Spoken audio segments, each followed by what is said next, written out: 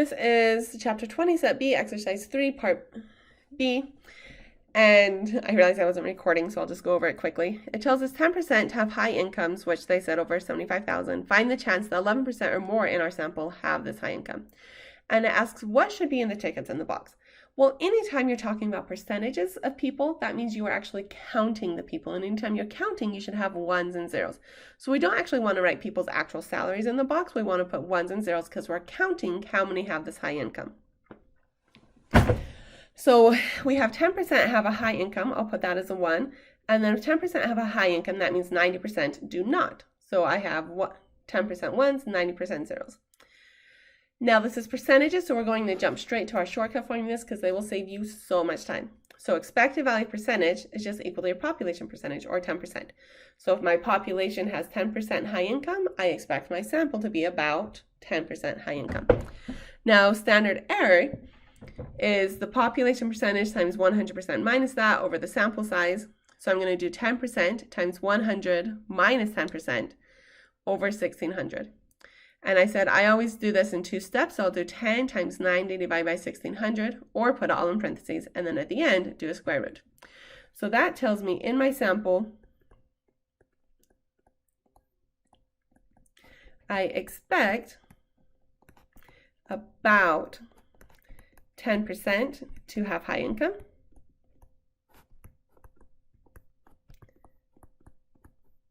But I know I'm not going to be exactly the same in my sample, so we'll say give or take 0.75%. Now, obviously, it's not exactly going to be 0.75 off. That's just kind of, we know a lot of samples will be within that 0.75%. And if we got 2 standard errors, then almost all of my data, almost all the samples I could take would have an actual percentage within 0.2 of that, so 1.5%. Okay, now for chance. So that's always kind of my preliminary work. For chance, you always have to find a z-score. It's the same thing as sums, we just do percentages instead. So percentage minus expected value of the percentage over standard error of the percentage, because that's what I'm working with is percentages. Okay, so the percentage value I'm interested in at the moment is this 11%. So I'm going to do 11 minus the expected value, which was 10, divided by the standard error of 0.75, which gives me 1.33.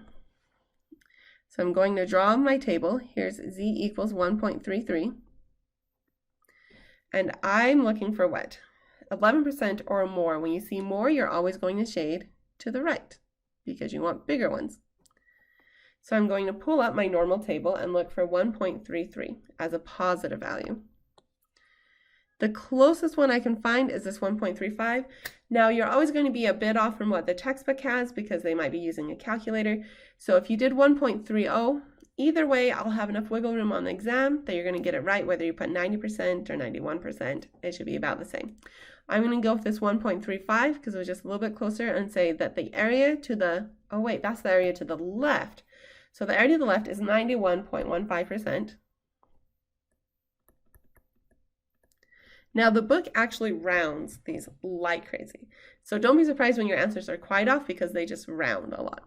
So the area to the left is 91%. So we'll have to find the area to the right by 100% minus 91.15% because our areas should always add up to 100%.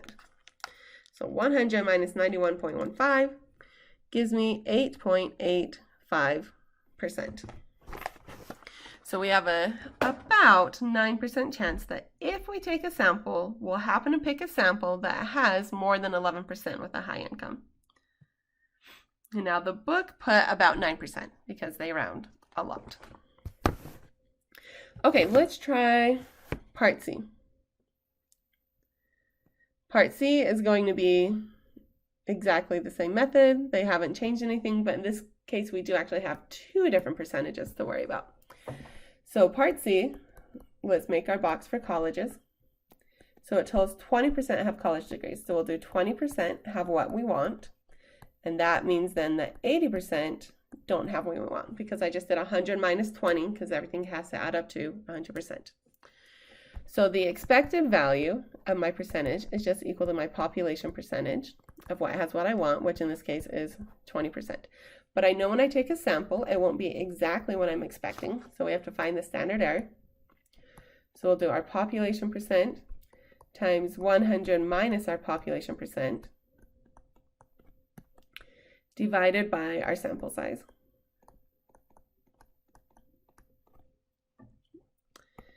Let's see, so in this case, we're going to have our population percent of 20 times 100 minus 20 divided by my sample size, which was still 1,600. This gives me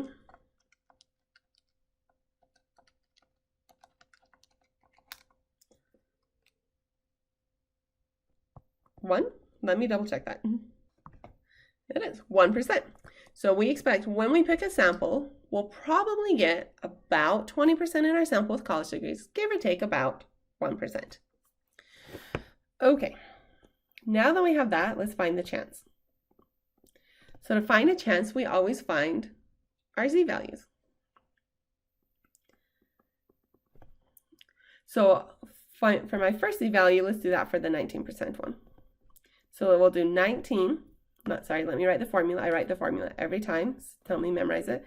So it'll be my percentage minus the expected value over the standard error.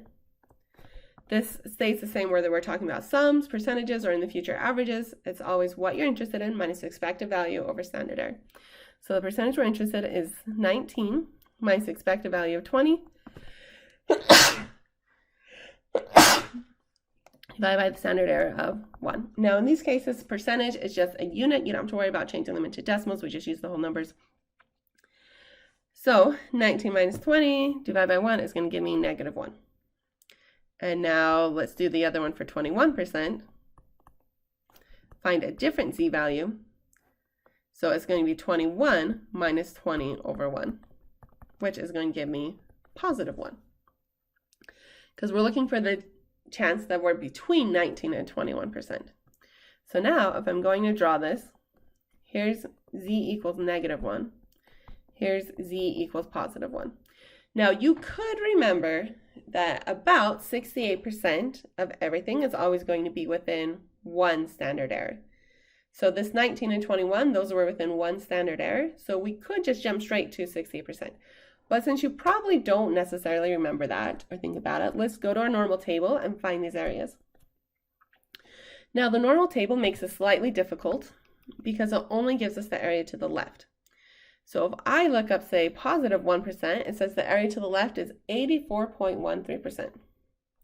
So from here all the way over is 84.13%. Now let's look up the -1. So the -1 tells me 15.87. So that's saying from here over is 15.87%.